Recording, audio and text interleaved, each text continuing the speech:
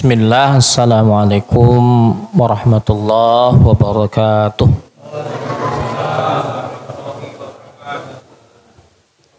Alhamdulillah, assalatu wassalamu ala rasulillah wa ala alihi wa ashabihi wa man ittaba'al huda bida'watihi ila yaumiddin.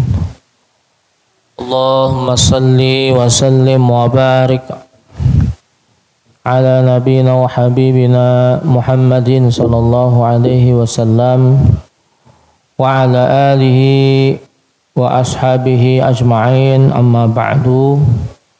Para bapak, para ibu, para jamaah pengajian Masjid Baitur Ridha yang dimuliakan Allah Subhanahu wa taala.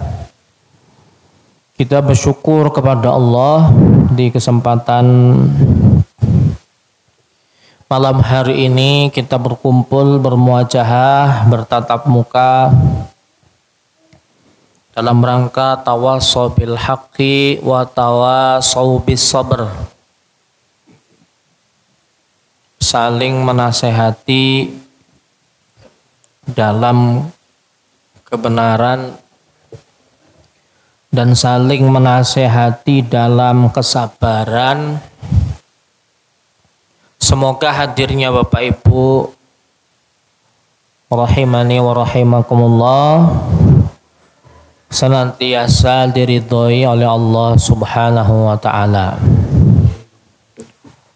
Sholawat beserta salam marilah kita curah limpahkan kepada uswatun hasanah Nabiullah Muhammad sallallahu alaihi wasallam beserta keluarganya, para sahabatnya, para tabi'in, tabi'ut tabi'in yang setia mengikuti dakwah dan langkah beliau sallallahu alaihi wasallam hingga akhir zaman.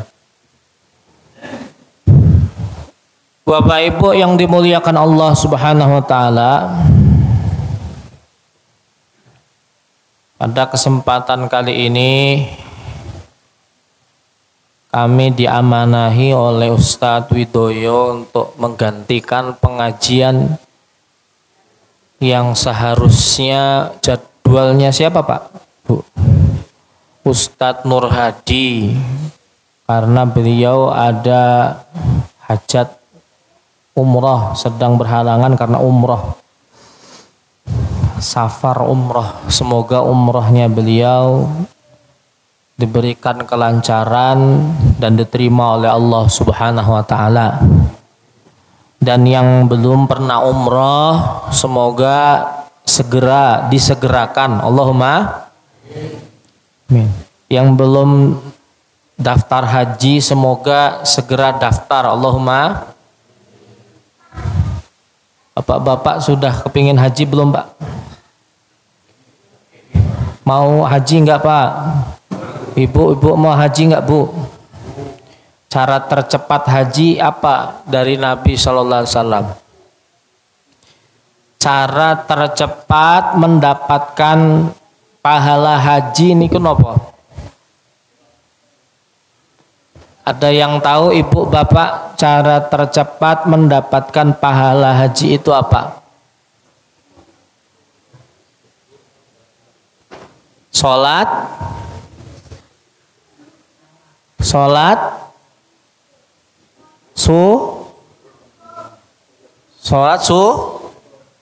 suruk atau isrok. Pahalanya seperti haji dan umrah. Sebelum terbitnya matahari, sholat suruk atau sholat isrok itu para ulama menyampaikan, ada yang mengatakan sholat duha di awal waktu. Siapa yang melaksanakan sholat duha di awal waktu, maka insya Allah pahalanya seperti haji dan umrah. Insya Allah, alhamdulillah. Siapa yang sudah istiqomah Bapak Ibu? Sholat suruk ada yang sudah istiqomah? Belum, semoga diberikan istiqomah. Habis subuh baca Quran, tadarus Al-Quran, baca buku, murojaah, mengulang pengajian-pengajian. Sehabis itu sholat 2 rakaat. Bapak Ibu yang dimuliakan Allah Subhanahu wa taala.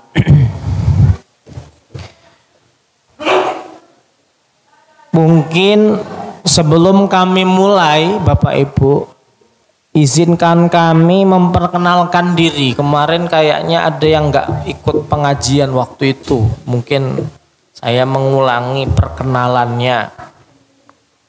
Kalau yang sudah pernah kenal tapi masih lupa, nggih kami kenalkan kembali. Pertama, nama kami Muhammad Ogi Pramana, Bapak Ibu. Asalnya kelahiran Jakarta. Besarnya di Bekasi, di Sukoharjo dari tahun 2014. Tugas di pondok pesantren, ngajar sampai sekarang di pondok pesantren Baitul Hikmah, tempatnya Bapak Dr. Harun Rosyid. Sekarang kalau tempat tinggal di lingkungan Masjid As-Salam, Sukoharjo. Masuknya Sukoharjo. Alhamdulillah, ini perkenalan singkatnya. Kalau istri asli orang Torio, Degulan, Bapak Ibu. Jadi istri asli Sukoharjo. Ini sudah kedua kalinya kami ngisi pengajian di Masjid Baitur Ridho. Ngoten nggih Bapak Ibu nggih?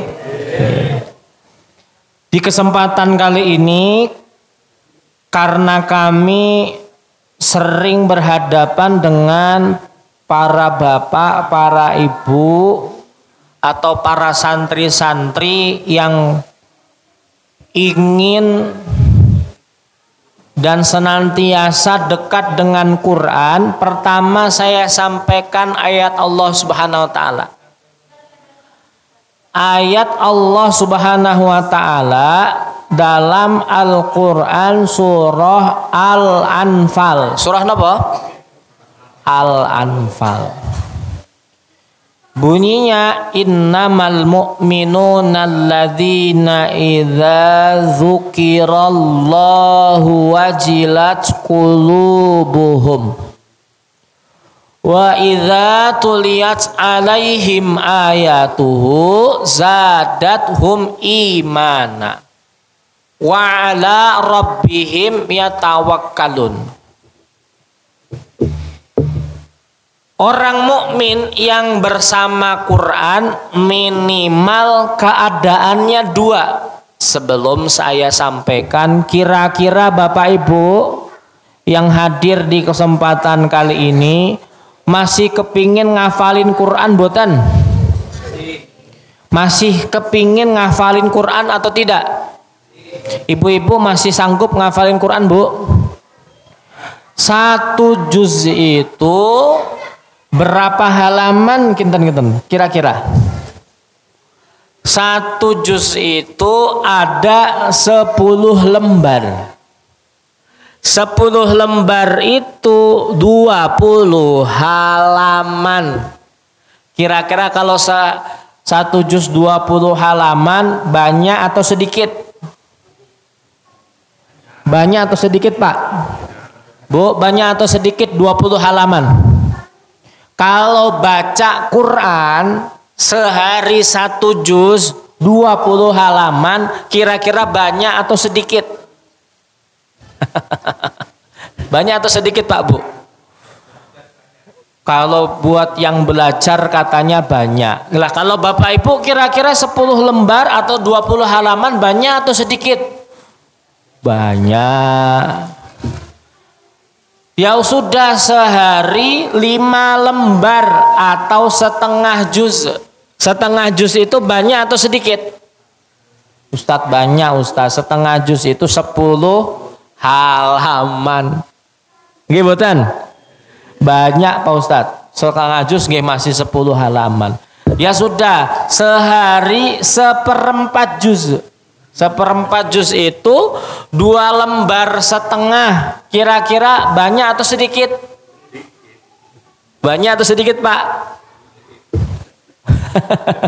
Ibu-ibu banyak atau sedikit, Bu? 2 lembar setengah.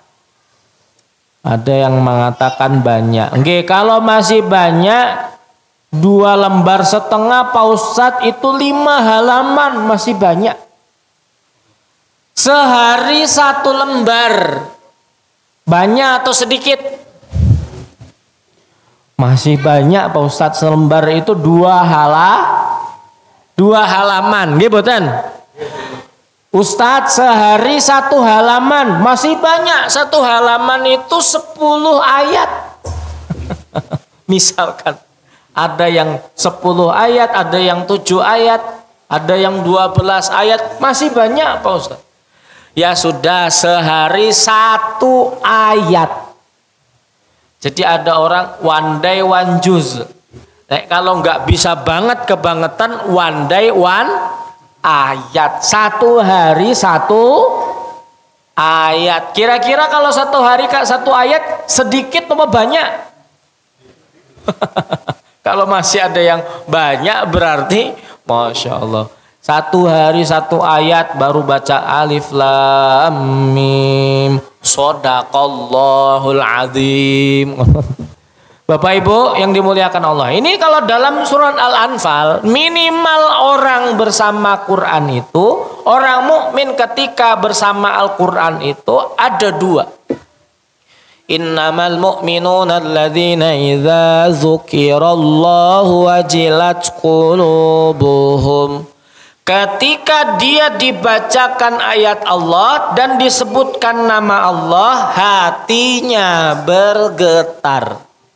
Hatinya tersentuh. Ngapunten, kira-kira orang di luar Islam ketika dibacakan Al-Quran bisa atau tidak tersentuh hatinya, Bapak Ibu? Bisa atau tidak? Bisa. Ada cerita di salah satu koran di Amerika, di salah satu koran Muslim di Amerika. Itu pernah kami baca. Intinya ada satu bus di Amerika. Dalam bus itu ketika dimasuki oleh salah satu orang mukmin, orang Muslim, kaget supir busnya atau suara di dalam busnya diperdengarkan murotal Al-Quran. Diperdengarkan apa? Murotal Al-Quran. Seorang mukmin ini kaget, kok kalau dilihat supirnya ini ada kalung salibnya, Bapak Ibu. Kok dia malah dengarkan murotal Al-Quran. Singkatnya, orang mukmin ini, orang muslim ini, pemuda muslim ini sedikit demi sedikit maju ke depan sambil tanya sama supir bus. Pak supir, kok Bapak mendengarkan suara ini? Kemudian singkatnya supir busnya mengatakan begini, Bapak Ibu. Saya tidak tahu ini suara apa, katanya. Saya tidak tahu ini nyanyian apa. Yang saya tahu, yang saya rasakan semenjak saya memperdengarkan suara ini, nyanyian ini, kata dia, karena dia nggak tahu ini ayat Al-Quran, disebutnya nyanyian. Kok api men kan? Suaranya bagus. Disebutnya saya nggak tahu suara apa, saya nggak tahu nyanyian apa. Suara dan nyanyian yang buat hati saya tenang adalah suara ini. Katanya ngoten, Pak Bu. Suara atau nyanyian yang buat hati saya enak, tentrem adalah suara ini. Bahkan semenjak saya memperdengarkan suara ini, kata supir busnya, Pak Bu, keamanan dalam bus saya terjaga. Nonton. keamanan dalam bus saya terjaga. Biasanya nih di Amerika, Masya Allah, lebih-lebih negara bebas sama seperti Indonesia, makan lebih lagi kejam. Ada pencopetan, copet, ada pelecehan seksual misalkan. Semenjak diperdengarkan ayat ini, tidak ada salah satu kejadian kriminal pun yang terjadi di bus ini. Bahkan kalau saya mau tambahkan ada kisah biar memperkuat Bapak Ibu. Jadi saya punya teman, teman sekelas kami di pondok pesantren Baitul Hikmah. Intinya begini, setelah dia mondok 1 tahun, ada kabar karena rumahnya di Depok, Jawa Barat. Depok, Jawa Barat, kebakaran Bapak Ibu rumahnya. Jadi kurang lebih jam 10 malam itu kebakaran hebat, konslet listrik. Singkatnya, ketika kebakaran terjadi, semua penduduk rumah keluar. Nggak bisa mempertahankan barang-barang yang ada di dalam rumah. Menyelamatkan diri saja sudah lumayan, Masya Allah, luar biasa. Keluarga dari teman saya ini banyak, Bapak Ibu, kemudian anaknya ada 8. Semua keluar Bapak Ibu. Tinggal ketika semuanya sudah keluar, dipastikan keluar, bapaknya keluar, intinya semuanya keluar, cari. Setelah kebakaran berlangsung, saya ke sana, kunjungan ke sana. Saya lihat, lah kok semua isi rumah terbakar hangus. Ada sofa yang empuk itu tinggal pernya doang, Pak.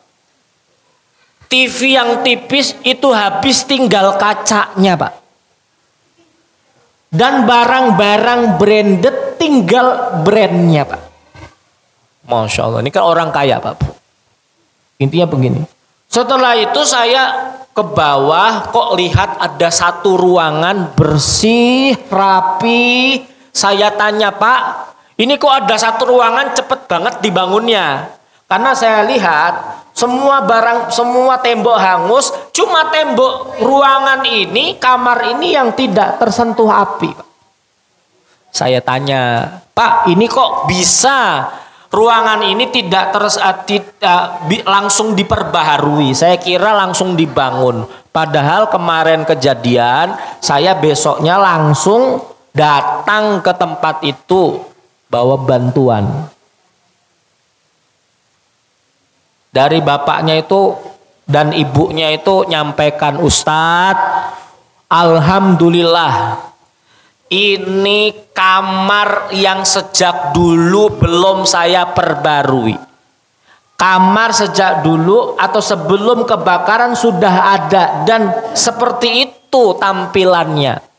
Lah kenapa nggak kebakar? Kata saya begitu, Pak Bu. Singkatnya, ketika kebakaran berlangsung, semua anak-anaknya keluar, bapaknya keluar, tiba-tiba keingetan ada istri atau ibunya teman kami ketinggalan di kamar, Pak. Bapaknya sudah nangis, ibu ada di kamar, kejebak kebakaran, anak-anaknya nangis, sampai pemadam kebakaran datang, apinya sudah besar. Dipadamkan apinya, tinggal kecil, tiba-tiba ada suara ibu-ibu teriak di dalam kamar, tolong kebakaran. Padahal kebakarannya sudah 2 jam. Apa yang terjadi? Ternyata selama kebakaran ibunya ketiduran di dalam kamar, Pak. Coba bayangkan.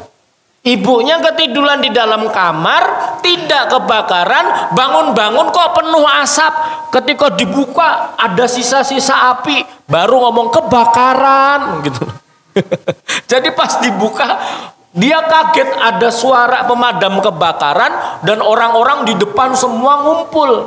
Pas keluar bingung, Pak. Kok barang-barang saya habis, semuanya habis keluar, tiba-tiba Masya Allah bapaknya, anak-anaknya senang. Loh kok ibu masih sehat? Padahal kebakaran sudah 2 jam, tidak kebakar rumah itu, kamar itu.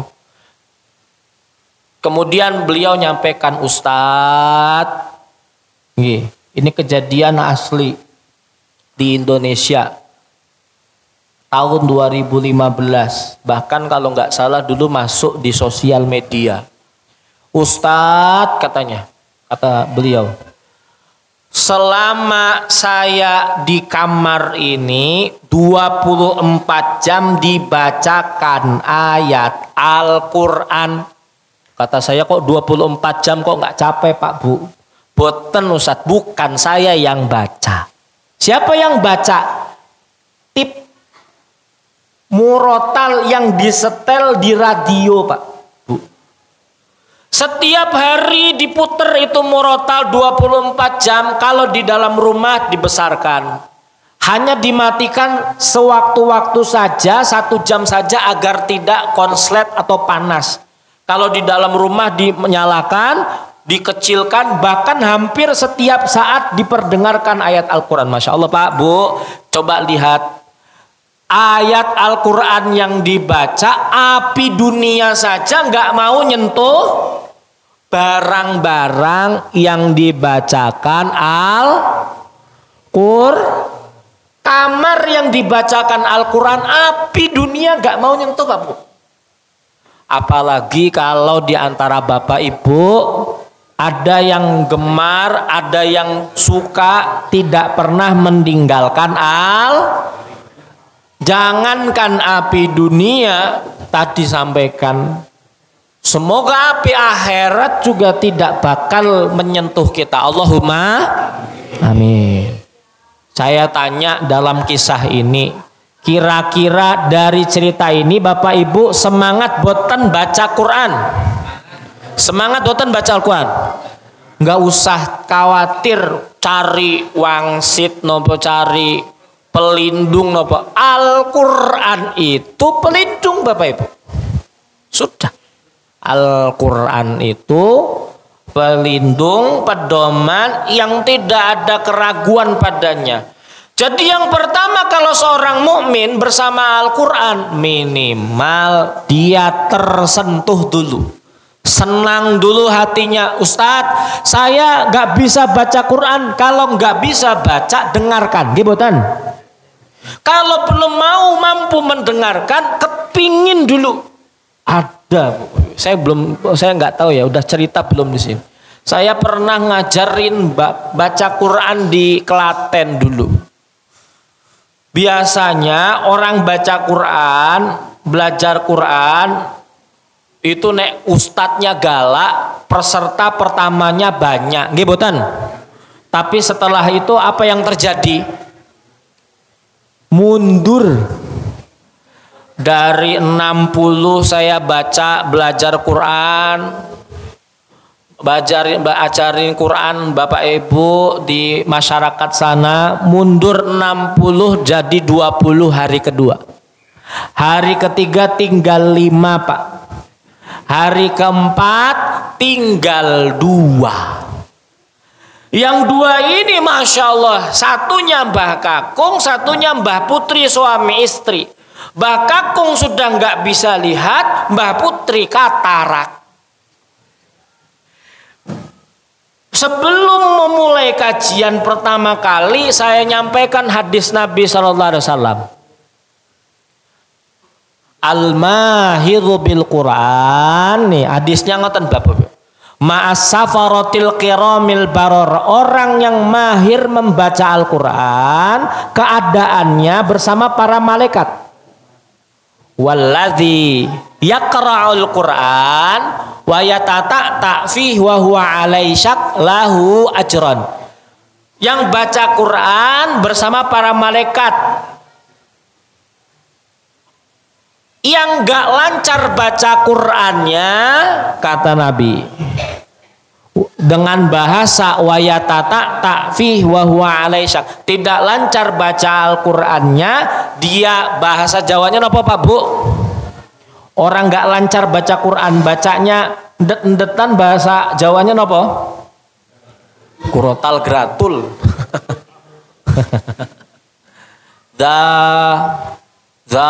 Ngeten. Gak naik. Alif lam mim dibaca alama. Alif lam mim dibaca nopo? Alama. Alif lam mim shad dibaca alama so. Boten nopo-nopo. Dia ndak lancar baca Qurannya tapi kepingin bisa baca Quran, bahasanya wayatata ta'fi wa alaihi syak lahu ajron, pahalanya dua. Yang lancar pahalanya satu, yang nggak lancar dua. Banyak yang lancar, apa yang nggak lancar? Bu, yang lancar satu, yang nggak lancar dua. Banyak yang lancar apa yang nggak lancar? Pahalanya banyak yang lancar atau yang nggak lancar? Pahalanya dua, yang nggak lancar. Pertama pahala baca, yang kedua pahala berusaha. Kalau yang lancar dapat pahala satu, sama ditemenin para malaikat, doanya ijabah, kemudahan diberikan perlindungan. Tapi olah kuliah ternyata yang nggak lancar pahalanya dua. Kalau nggak bisa baca, dengarkan. Kalau belum bisa dengarkan, kepingin dulu dari saat ini kepingin. Kalau Bapak Ibu masih kepingin baca Qurannya lancar, bahkan masih kepingin, Pak Ustadz saya pingin banget ngafalin Al-Quran minimal surat-surat pendek. Kalau nggak kesempatan, mudah-mudahan kalau nggak bisa Bapak dan Ibu, Mbah Kakung, Mbah Putri, mudah-mudahan anak-anaknya, Allahumma. Kalau nggak bisa anak-anaknya, cucunya, Allahumma. Kalau nggak bisa cucunya, sehabis cucu ini kenapa? Cicitnya. Kalau nggak bisa cicitnya, apa Pak? Canggah. Kalau nggak bisa canggah, kenapa Pak? Waduh nih Jakarta betul nenten niku. Orang Jawa itu nggih, masya Allah komplit Pak bahasanya, masya Allah. Nah kalau Jakarta itu nggak ada, ya paling cicit niku. Enggak ada namanya canggah niku. Komplit, habis canggah niku napa? Banyak. Wah, kalau ndak bisa minimal satu di antara keluarganya yang bisa lancar baca Qur'annya dan bisa hafal Qur'an. Allahumma amin.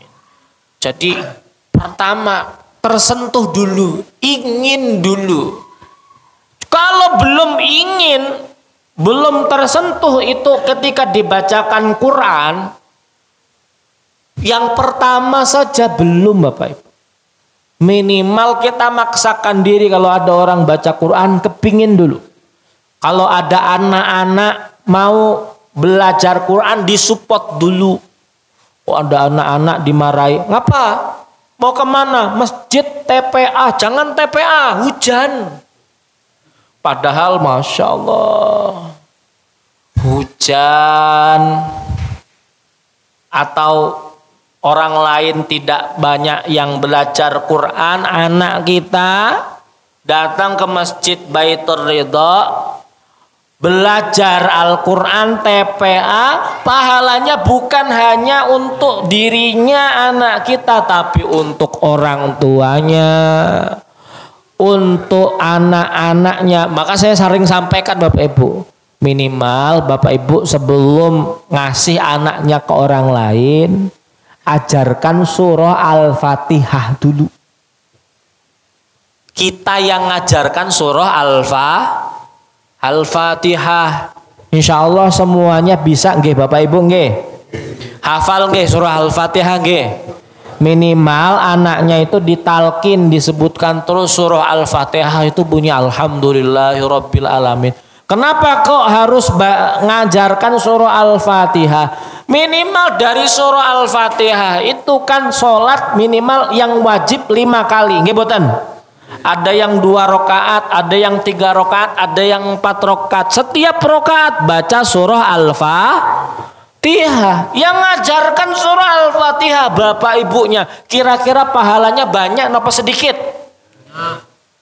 Kata Nabi, jangan sebut satu alif lam mim harfun. Wala aqulul alif lam mim harfun. Jangan kamu ngatakan alif lam mim satu huruf, walakin alifun harfun, walamun harfun, wa mimun harfun. Katakanlah alif satu huruf, lam satu huruf, mim satu huruf dilipat gandakan menjadi 10 kebaikan. Kira-kira kalau baca surah Al-Fatihah satu hurufnya 10 kebaikan, kira-kira dihitung berapa Bapak Ibu total kebaikannya? Banyak atau sedikit? Surah Al-Fatihah berapa huruf kira-kira nih? Satu huruf dikalikan 10. Banyak sekali. Setiap hari baca surah Al-Fatihah, maka yang namanya jariyah itu akan terus mengalir. Sekali lagi, yang pertama minimal kepingin, minimal tersentuh. Yang kedua, Allah menyampaikan wa idza tuliyat alaihim ayatuhu zadathum imana. Ketika dibacakan ayat Al-Qur'annya ini, keadaan yang kedua, tingkatan yang kedua, bertambah imannya. Kalau orang di luar Islam itu masih bisa tersentuh, tapi yang keadaan kedua hanya dimiliki oleh orang beriman, bertambah keimanannya, bahkan kata Allah wa ala rabbihim yatawakkalun, bertambah besar ketakwaannya, tawakalnya kepada Allah Subhanahu wa taala. Jadi orangnya yang dekat dengan Quran, maka Nabi mengatakan taraktu fikum amrayni fa in tamasaktum bihima lan tadillu abadan. Aku titipkan kepada kalian 2 perkara. Kalau 2 perkara ini tidak dipegang teguh dengan kuat, tidak akan tersesat selama-lamanya. Apa itu? Al-Quran dan hadis Nabi, Al-Quran dan sunnah Nabi SAW. Pertama, Qurannya dipegang Bapak Ibu. Bapak Ibu ngapunten, Ramadan sebentar lagi nggih boten? Bulan apa? Bulan Februari. Berapa hari lagi hitungan mundurnya kira-kira? Berapa Pak? 10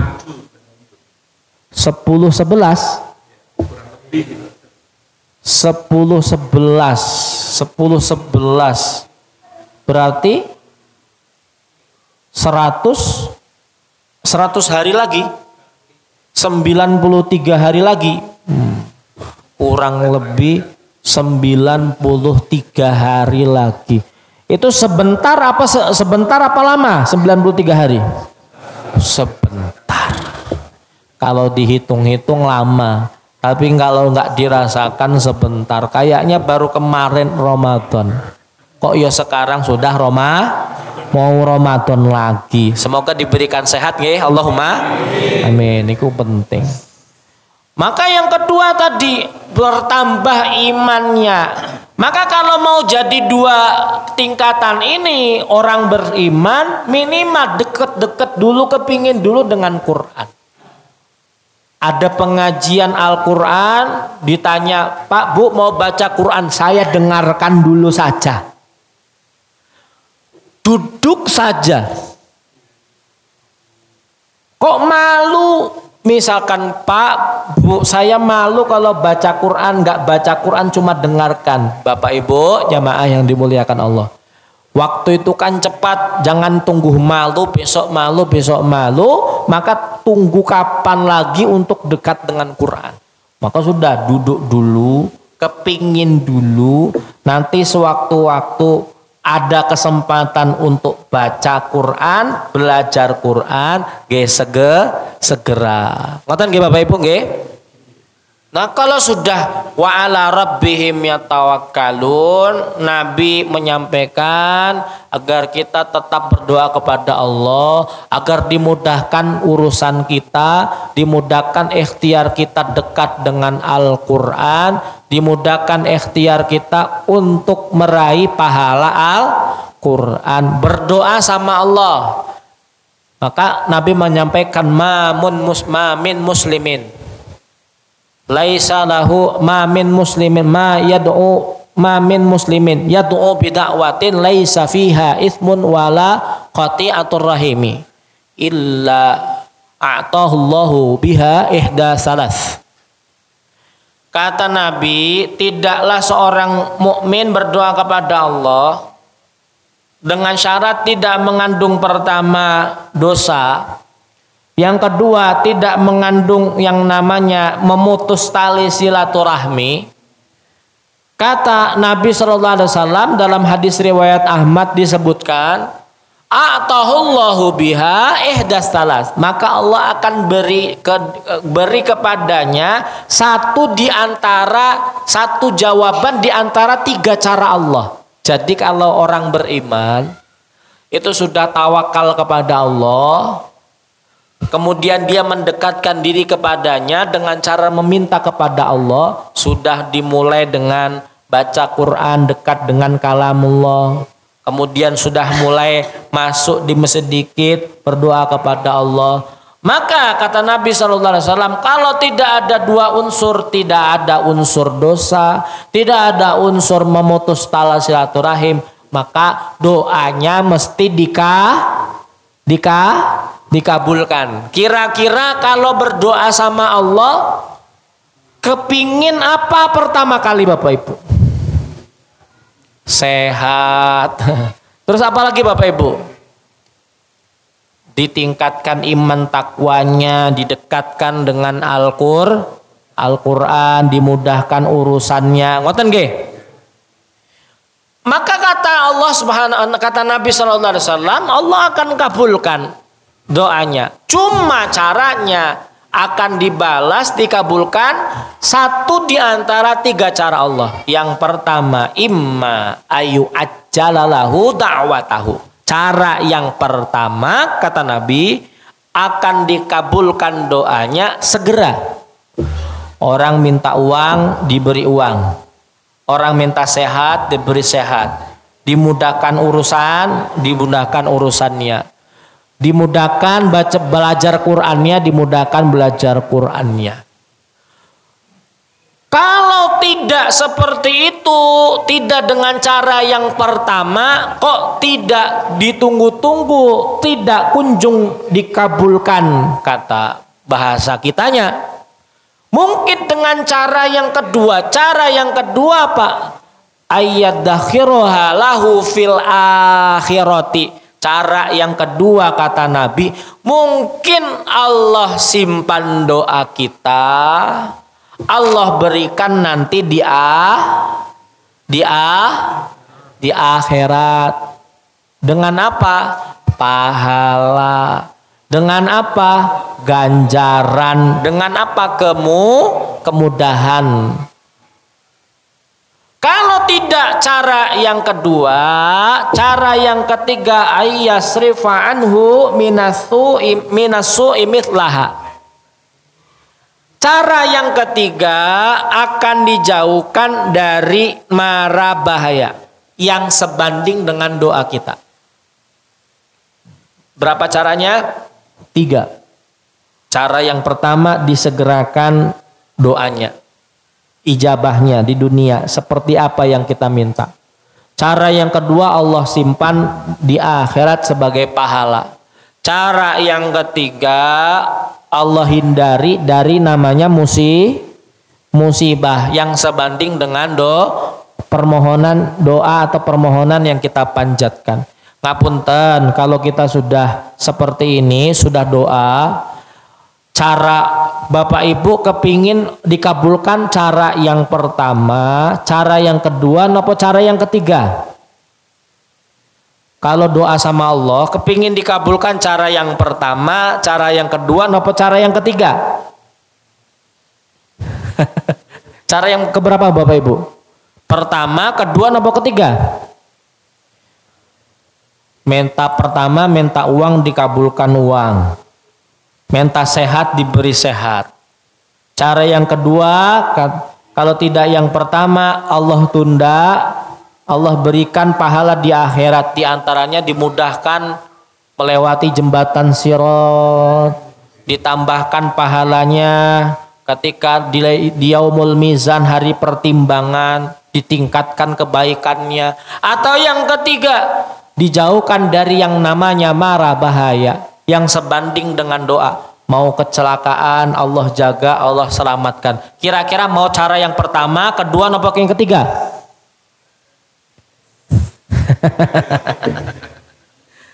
Tiga-tiganya menarik. Bagaimana tipsnya? Banyak-banyak berdoa. Nggih boten? Bapak Ibu, nggih boten? Banyak-banyak berdoa. Doanya jangan cuma satu. Boleh nggak doanya dua? Doa sama Allah dengan dua doa boleh apa enggak? Minta sama Allah 3 permintaan boleh apa enggak Bapak Ibu? 10 boleh enggak? 20? 100? Kinten-kinten kalau 100 sampai jam pinten Pak kalau berdoa? 100 doa. 100 doanya sampai ngantuk. 100 doa boleh, 20 doa boleh, 10 doa. Maknanya kalau doa jangan cuma satu. Mungkin doa pertama dikabulkan dengan cara yang pertama. Doa yang kedua mungkin cara yang kedua. Ketiga ya begitu. Ke-10 mungkin cara yang pertama, cara yang kedua atau cara yang ketiga. Maka banyaklah berdoa kepada Allah. Jangan cuma sekali, jangan cuma sesaat, jangan cuma pada saat ingat. Maka ketika sudah baca Quran, sebaik-baiknya zikir adalah tilawatul Quran. Kalau kita banyak dekat dengan Al-Quran, dengar apa baca atau ngafalkan, maka semakin besar kita ingat Allah. Kalau orang beriman sudah ingat Allah, dia semakin sering meminta kepadanya. Kalau orang beriman sering minta sama Allah, Allah senang. Ngoten nggih? Allah senang, Allah ridha, Allah cinta kepada hamba Allah berdoa kepada Allah SWT. Ini Isya jam berapa nggih? Sudah masuk. Alhamdulillah, semoga apa yang kami sampaikan di kesempatan malam hari ini bermanfaat, menjadi penyemangat buat Bapak Ibu semua. Tapunten nanti setelah dari sholat Isya kami langsung pamit ngisi pengajian di Masjid Nurul Yakin Jetis. Nggih ngapunten nggih. Nanti sehabis Isya saya nggak sholat sunnah, salam langsung izin pamit karena kayaknya di sana iqamahnya cepat. Itu saja yang kami sampaikan dalam kesempatan kali ini. Kurang dan lebihnya mohon maaf. Astaghfiru minkum katsiran. Kita tutup dengan bacaan kifaratul majlis. Subhanakallahumma wa bihamdika asyhadu an la ilaha illa anta astaghfiruka wa atubu ilaih. Assalamualaikum warahmatullahi wabarakatuh.